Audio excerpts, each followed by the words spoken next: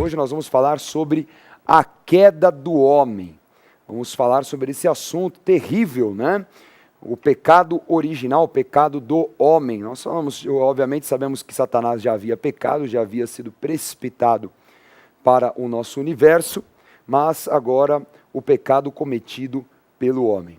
Vamos começar lendo o texto de Gênesis capítulo 3. Vamos lá, Gênesis 3, versículos 1 a 7. Mas a serpente, mais sagaz que todos os animais selváticos que o Senhor Deus tinha feito, disse à mulher: é assim que Deus disse, não comereis de toda árvore do jardim? Respondeu-lhe a mulher: do fruto das árvores do jardim podemos comer, mas do fruto da árvore que está no meio do jardim, disse Deus, dele não comereis, nem tocareis nele, para que não morrais. Então a serpente disse à mulher: é certo que não morrereis, porque Deus sabe que no dia em que dele comerdes, se vos abrirão os olhos, e como Deus, sereis conhecedores do bem e do mal. Vendo a mulher que a árvore era boa para se comer, agradável aos olhos e a árvore desejável para dar entendimento, tomou-lhe do fruto e comeu, e deu também ao marido, e ele comeu. Abriram-se então os olhos de ambos, e percebendo que estavam nus, coseram folhas de figueira e fizeram cintas para si. Muito bem, então nós lemos aí a passagem do pecado, da consumação do pecado de Adão e de Eva. Primeiramente de Eva e depois de Adão. E é interessante, nós vemos alguns detalhes, porque são brechas, situações que vão acontecendo, vão abrindo precedentes até a consumação final do pecado.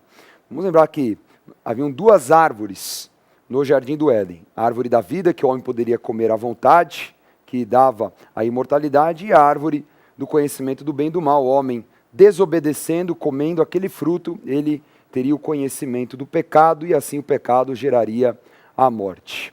Então, já vemos a primeira brecha de Adão. Ei, Adão, não estava presente, deixou a mulher largada, foi jogar videogame, né?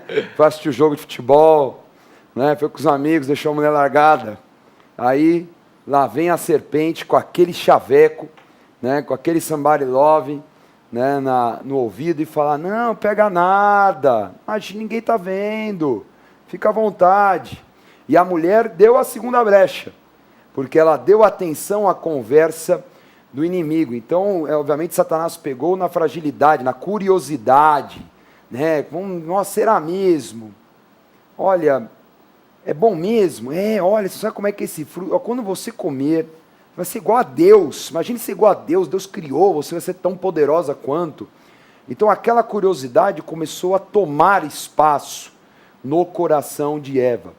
Tem algo maravilhoso que o nosso apóstolo nos ensinou, acho que foi no ano de 2008, ele falou assim: não deixe que um pensamento se torne um sentimento. Então, aquele pensamento, aquele desejo foi entrando no coração dela, e ela começou a desenvolver um sentimento, começou a ter realmente algo desenfreado, um desejo incontrolável por aquele fruto. E aí ela cobiçou, ela sustentou, a terceira brecha, ela sustentou o desejo, ela continuou dando trela, ela foi se alimentando daquilo, na sua mente ela foi concebendo o pecado. E aí vem a tal da cobiça. Cobiça, o que é cobiça? Vamos definir. Cobiça é o desejo por algo que Deus não tem para você. Então, cobiça é desejo por algo que Deus não tem para você. No original, no hebraico, é tavar, que quer dizer ao desejo do ventre, é muito ligado ao apetite. Então, uma das coisas que assim são meio incontroláveis na gente é quando você está com uma fome assim, e você vê um doce, alguma coisa. Então, o sentimento da cobiça que ela teve era ligado a esse apetite, o apetite até exagerado, né? Agora, o detalhe importante, Dani, é que quando Deus falou para o homem. E aí, a mulher não tinha sido criada ainda. Então, quem passou a informação para a mulher foi o homem. Olha que engraçado, porque a mulher, ela fala assim: olha, a árvore que está no meio do jardim, a árvore que está no meio do jardim era a árvore da vida, não era do conhecimento do bem e do mal. E ela fala algo a mais, ela fala: não pode nem tocar. E esse tocar não era nem chegar perto. Então, também diferente daquilo que Deus falou. Então, o que subentende-se? O homem tinha que estar guardando o Éden, não estava cumprindo com a sua obrigação. E a mulher, como ajudadora, deveria levar a sério aquilo que o marido falou, mas ela não estava levando a sério, acho que não prestou muita atenção quando ele estava falando e, de repente, pegou uma informação errada.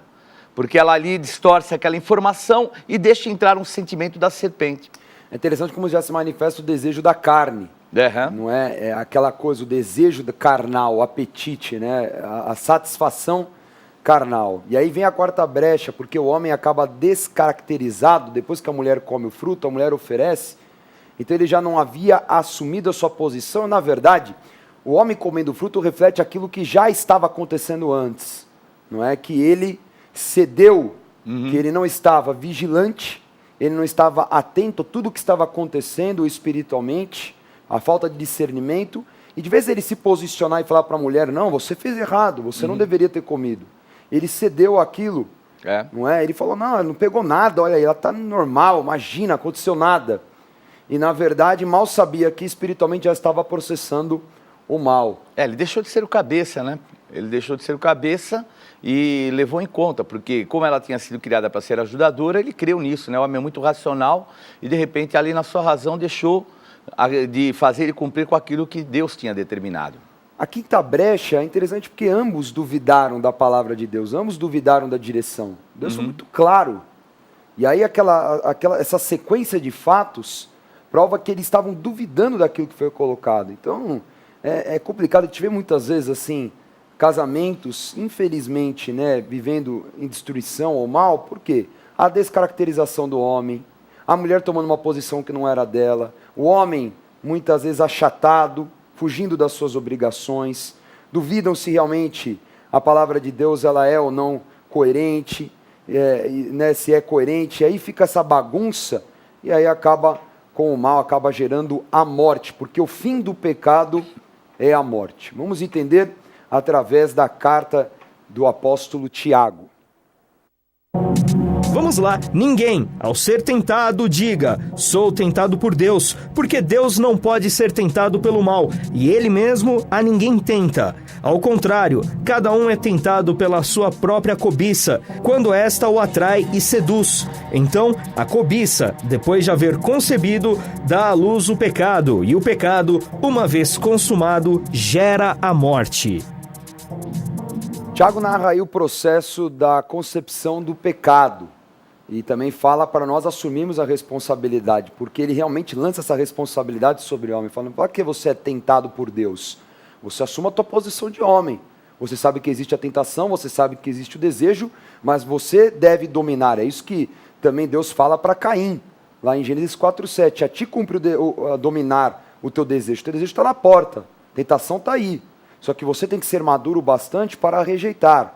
Então, para ficar mais fácil o nosso entendimento do processo, vamos primeiro definir o que é pecado. Pecado é a desobediência à vontade de Deus, ou seja, é transgredir ou violar a lei de Deus. Consciente ou inconscientemente é transgredir, não é? É você ir contra aquilo que é uma direção de Deus, a vontade de Deus. Exatamente aquilo que Adão e Eva fizeram. Agora, o processo do pecado, ele é o mesmo em qualquer situação. Seja um pecado que tenha muita consequência, um pecado violento, como qualquer outro tipo de pecado. Vamos ver aí o processo de como se estabelece o pecado. Então, primeiro vem pela cobiça. Como nós falamos, o desejo daquilo que Deus não quer. Então, a pessoa começa no seu interior a desejar. Ela vai conceber o pecado dentro da sua mente. Ela já peca no seu interior, ela já peca na tua mente, já começa a desejar, maquinar o pecado até realmente agir e cometer a transgressão em si. E, uma vez o pecado realizado, a consequência, o fruto do pecado, sempre é a morte. Então, exatamente aquilo que nós vimos com Adão e Eva, nós podemos falar de muitos personagens da Bíblia que viveram esse processo. Acho que tem um exemplo muito legal, que é o exemplo de Sansão. É verdade. Sansão é... Acho que é o melhor exemplo que você pegou, porque é interessante que aqui Tiago, o Daniel, ele faz uma analogia com uma gestação. Então, processo de gestação. E aqui, quando fala que a cobiça o atrai, a palavra cobiça aqui no grego é a palavra exelco, que é atrair para caça. Por exemplo, o anzol tem lá, o anzol está ali com a isca pega o peixe. Para caça, a mesma coisa. E para o lado da prostituta. Então, a prostituta atrai aquela pessoa, e aqui tem essa concepção. Então, o que que é? Nada mais do que gerar de uma prostituta, entre aspas, que é a serpente, o pecado e gerando depois a morte. O final é a morte, que é a gestação de uma morte. E todo o conceito são palavras ligadas à gestação. Gestação como se a pessoa permitisse que Satanás a prostituísse, né? É isso permitisse mesmo. que entrasse, né, a tentação de Satanás, e aí começa a gerar. E é interessante a gestação, que é algo interior. Então, na verdade, a ação é fruto de algo que já estava acontecendo no seu interior. Né? Assim, a coisa que você pequei sem querer. Não, deu ocasião. Deu ocasião, já foi maquinado. Né? Então, a gente vê, às vezes, o caso de um adultério. A pessoa já está na sua mente desejando mal, já está maquinando há muito tempo. Não é? Sansão fez isso direto. Ele ficava nesse lenga-lenga com as filisteias, e ele vai ficando cada vez pior, porque primeiro era uma mulher de classe, uma mulher comum. Daqui a pouco ele estava com prostitutas. Isso. Daqui a pouco estava com a maior prostituta. Uma amante, né? Uma amante. Mas se você reparar, também é esse o processo que acontece muitas vezes em família. Olha Então só. a pessoa, ela se casa com alguém e de repente fala assim, não é o que eu queria, porque depois teve toda uma desavença. Aí depois ele vai procurar uma prostituta, a primeira queda é uma prostituta. Aí depois da prostituta ele vai procurar uma amante. Então uma assolação, o diabo, entre aspas, né, um expert nessa malignidade, a gente tem que vigiar muito. E o fim dele foi a morte, e assim, a morte foi tão terrível, e ele ficou cego. Né? Você vê que, na verdade, a cegueira que ele teve depois, os filisteus cegaram de uma forma muito astuta, porque se ele voltasse a ter força, ele não poderia agir com a força, né, com excelência, né, com alvo. Mas, na verdade, a cegueira física era a representação daquilo que ele estava no seu interior. Ele estava cego, ele estava se deixando levar, ele era um juiz, uma pessoa posicionada, era para ser um homem que ia livrar o povo de Israel, e ele estava fazendo o contrário, ele estava se prostituindo com o inimigo, estava desejando o inimigo, desejando as mulheres filisteias, porque elas eram europeias. E os olhos dele, né, já estavam voltados para isso. Ele falou, só é seu desejo. Então é engraçado, né? Porque foi o que aconteceu, a mesma coisa que aconteceu com Eva. Ela achou que era desejável, agradável aos olhos, boa para dar entendimento. E nós percebemos que ele também entra nesse processo, porque ele queria ser como os filisteus. Os filisteus tinham uma inteligência um pouco mais, assim, um pouco mais de cultura. Então eles eram um pouco mais avançados. Então ele desprezava o povo dele para andar com as pessoas que socialmente traziam algo a mais para ele, que foi o mesmo erro de Eva e que é o erro muitas vezes de alguns homens desse roubo, né? Uma comparação assim um pouco engraçada ao nosso tempo, é como se os judeus estivessem ainda lendo um livro, né, de papel, né, um livro comum, né, vamos falar assim, e chega aos filisteus com o iPad na mão. É isso mesmo, era bem e isso. falar, meu Deus, aí você só olhava assim e falava assim, nossa, cara. Era a era do bronze e era do ferro. Então é algo, né, a diferença tecnológica era absurda. Agora você vê Sansão, o final da vida dele foi a morte, ainda que ele matou mais filisteus na sua morte do que em vida. É tão interessante a última frase dele, que ele fala, Senhor, me dá força pelo menos por um dos meus olhos, né, para que... por aquilo que eu perdi, porque ele perdeu a visão. Ele perdeu a visão, assim como Adão e Eva também perdeu uma visão de pureza, de santidade de Deus. Então, o pecado, ele pode ser evitado, por isso que Paulo fala para fugir da impureza, fugir da oportunidade do pecado. Então tem gente que está em casa e fala assim, mas eu caí. Mas caiu por quê? Será que você realmente se esforçou em evitar? A pessoa tem problema com droga. Você tem que evitar andar nas bocas, esquecer das amizades que te conduziam para a droga. A pessoa está saindo do vício do alcoolismo. Não tem mais como ficar bebendo aquela cervejinha, porque não vai rolar. Vai acabar abrindo aí oportunidade para cobiçar e repetir o processo do pecado. Vamos continuar nesse entendimento aí de Adão e Eva. Vamos continuar a leitura de Gênesis capítulo 3. Vamos lá, Gênesis 3, versículos 8 a 13. Quando ouviram a voz do Senhor Deus, que andava no jardim pela viração do dia, esconderam-se da presença do Senhor Deus, o homem e sua mulher, por entre as árvores do jardim. E chamou o Senhor Deus ao homem e lhe perguntou: onde estás? Ele respondeu: ouvi a tua voz no jardim, e porque estava nu, tive medo e me escondi. Perguntou-lhe Deus: quem te fez saber que estavas nu? Comestes da árvore de que te ordenei que não comesses? Então disse o homem: a mulher que me deste por esposa, ela me deu da árvore, e eu comi. Disse o Senhor Deus à mulher: que é isso que fizeste? Respondeu a mulher: a serpente me enganou, e eu comi. Então você vê agora a reação ao pecado.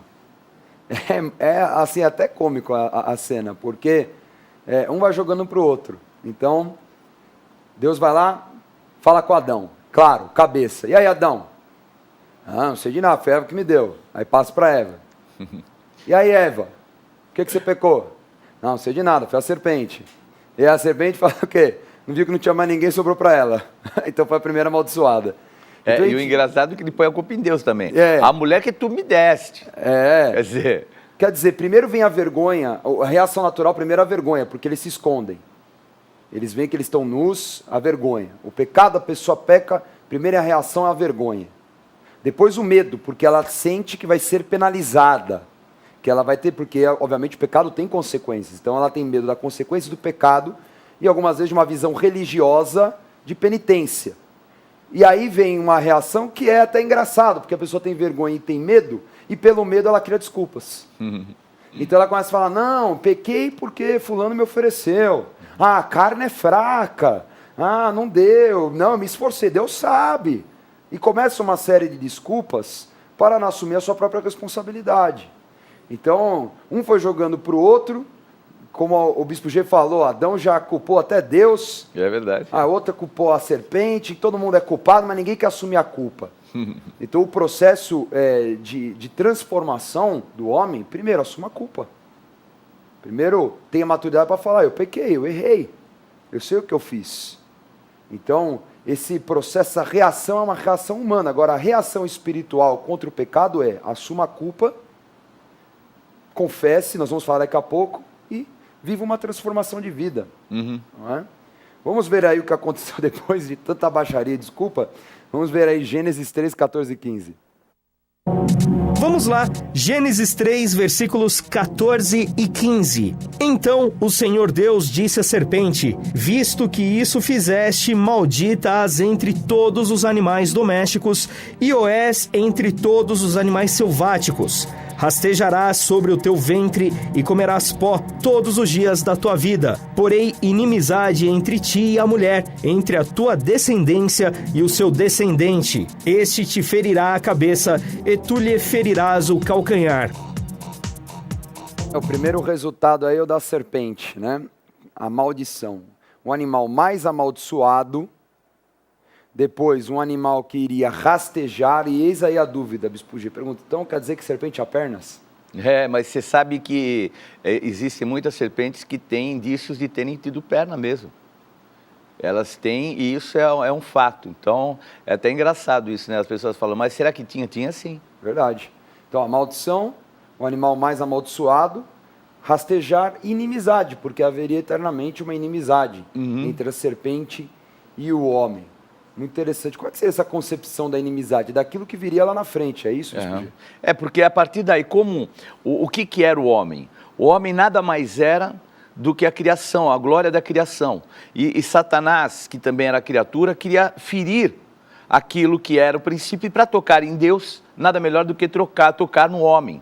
Então, essa rivalidade, automaticamente ela surgiria. Esse é um ponto interessante, José. Muitas pessoas colocam e eis a pergunta. Então, ou pelo menos o sentido dessa análise, que diabo odiava o homem.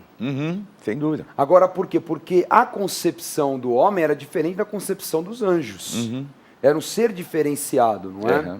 Então, os anjos, assim, a Bíblia não dá detalhes da sua criação, dar detalhes de como eles são e quais são as suas funções. Nós vamos falar isso em breve, mas o homem já era odiado por Satanás por isso, por ele ser um ser diferenciado.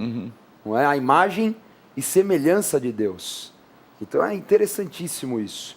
Vamos ver agora o resultado para a mulher. Vamos ler. Vamos lá, Gênesis 3, versículo 16. E a mulher disse: multiplicarei sobremodo os sofrimentos da tua gravidez. Em meio de dores dará à luz filhos. O teu desejo será para o teu marido e ele te governará. Então vamos lá, vamos enumerar as duas condições que Deus coloca aí. Na verdade não vem de Deus, mas sim é o resultado do pecado. Deus só anuncia aquilo que já estava acontecendo. Porque às vezes a pessoa fala assim, Deus não amaldiçoou. Não, Deus não amaldiçoou. Deus está falando aquilo que era a consequência do pecado para a mulher e para o homem. Então você vê aí que a mulher teria dores de parto e também o governo do marido. Agora é interessante, dores de parto, não só, mas você vê como a mulher ela sofre mesmo, né? No seu ciclo menstrual, as dores, como muda a situação hormonal da mulher, toda essa situação é impressionante. E realmente o homem é o único animal que sofre as dores no parto mesmo, porque os outros animais não sofrem tanto. Você não vê nunca um animal que está tendo filhotes, ele ter as atitudes e a forma que a mulher age. A reação de dor, né? E o governo do marido, o que seria isso, Bispo G? O governo é o machismo, né? É a condição do homem impor, governar, e o termo é marshal, que quer dizer isso, é governo, domínio mesmo, é imposição. Então, a mulher, a partir daí, ela teria que ficar embaixo de um domínio do marido. Então, que isso é uma coisa que é queda do homem. Porque o homem e a mulher no Senhor eram um só. Agora não, ele perde essa condição. E o que acontece? A mulher, ela rejeita essa condição. Então, o governo do marido para a mulher é um sentimento assim, a mulher, ela rejeita isso. E o homem impõe isso. E é onde, infelizmente, o inimigo muitas vezes se estabelece nos casamentos e traz a quebra, né? A quebra dessa aliança. Vamos ver agora o resultado na vida do homem. Vamos ver.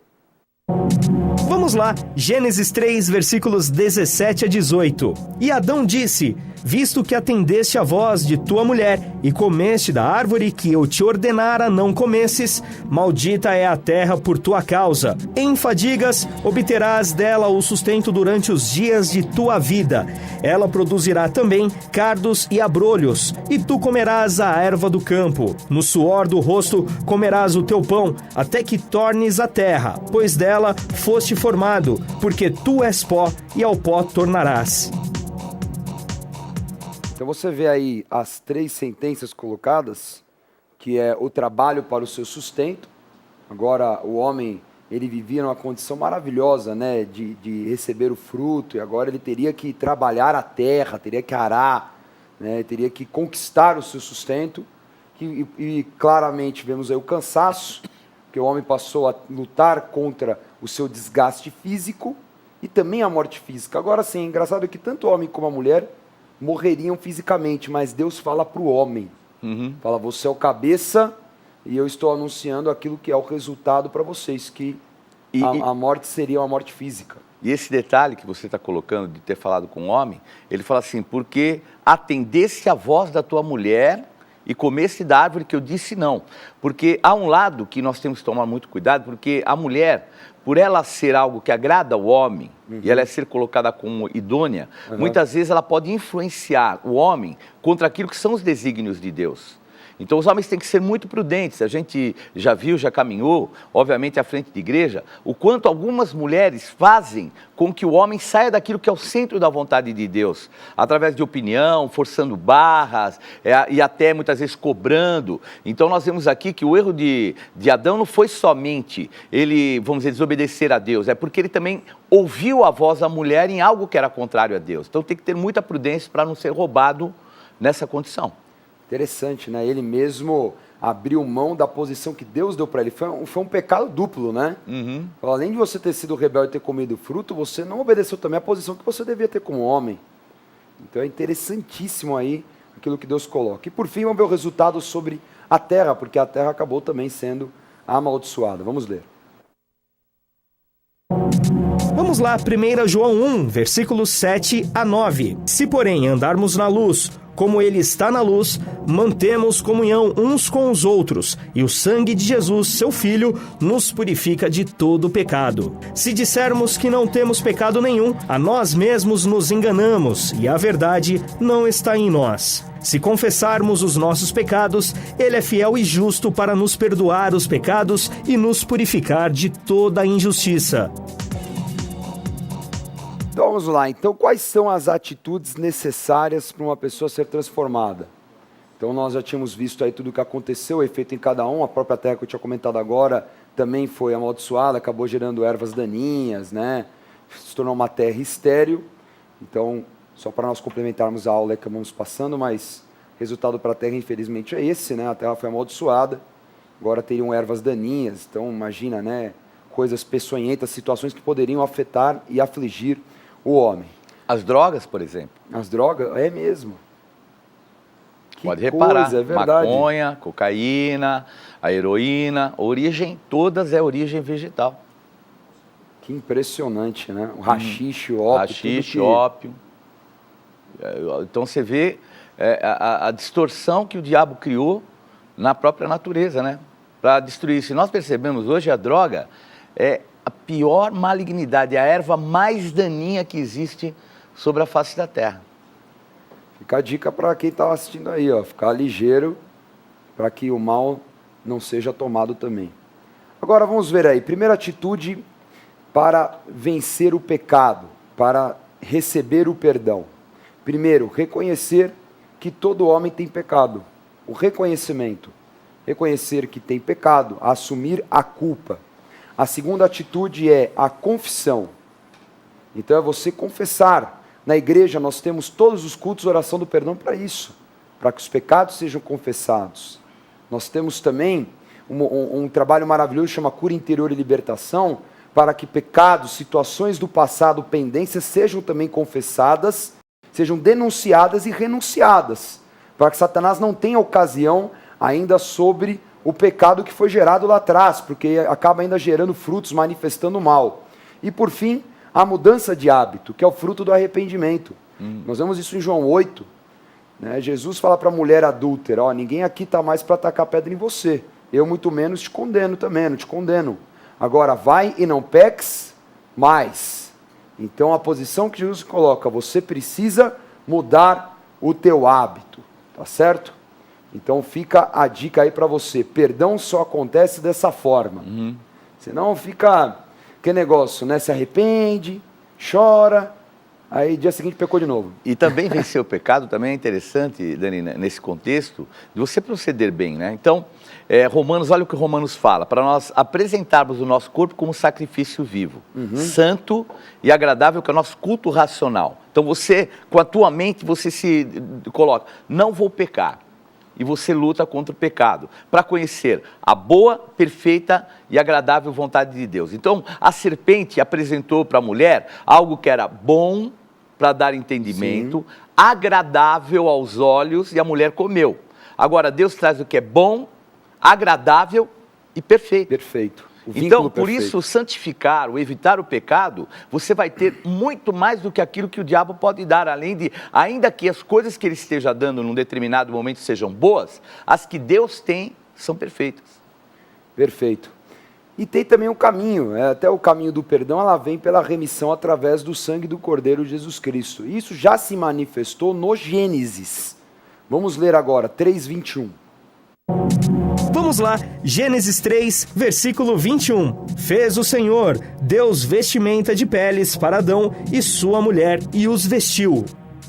Então você vê, o resultado do pecado é a morte. Então, para cobrir o pecado, teria que ser uma vida por outra vida.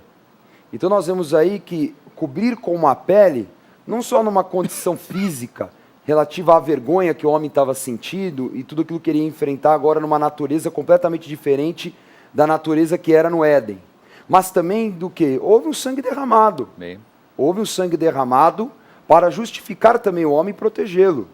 Por isso que durante o Antigo Testamento nós já falamos o sacrifício de cordeiros, de animais, para a remissão de pecados, e assim depois, pela graça de Jesus, como o cordeiro definitivo, né? Aquele que veio trazer o perdão a todo aquele que confessa em seu nome.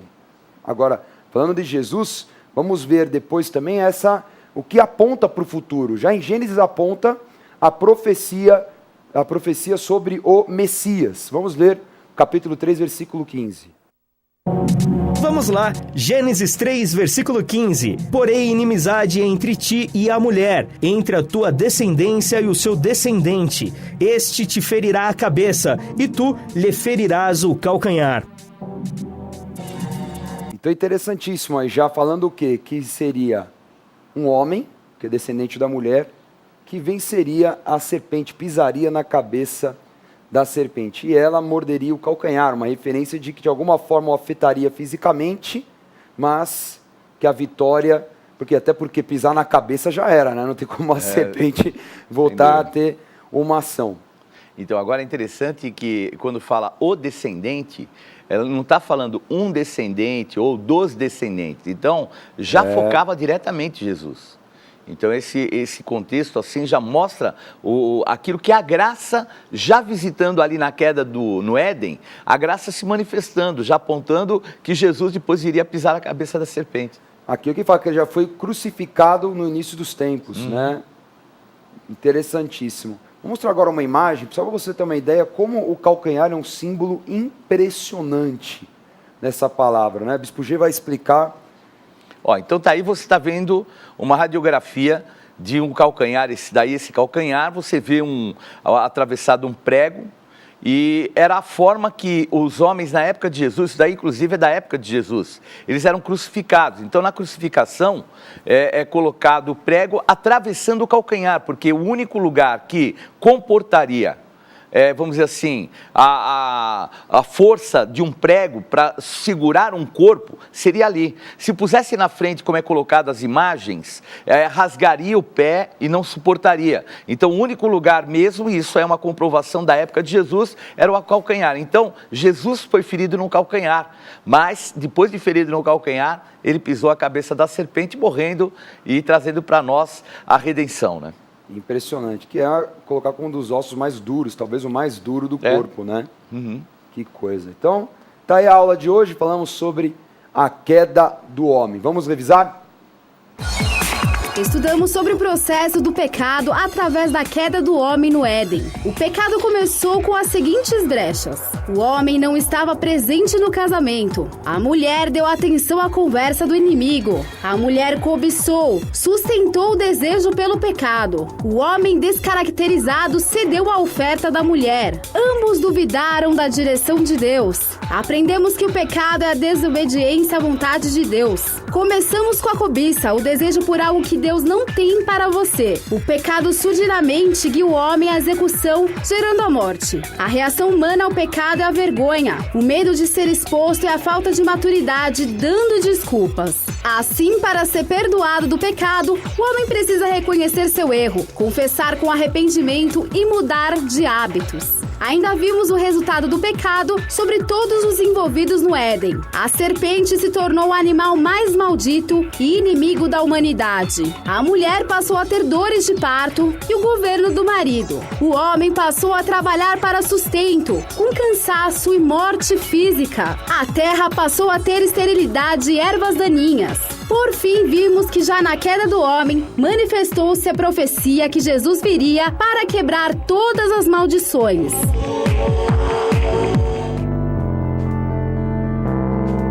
Não perca a oportunidade de se aperfeiçoar mais no conhecimento da Palavra de Deus e desenvolver seu ministério. Participe dos cursos do Centro de Estudos Apostólico. Para mais informações, acesse ceaapostólico.com.br ou entre em contato pelo telefone 11 3203 0641.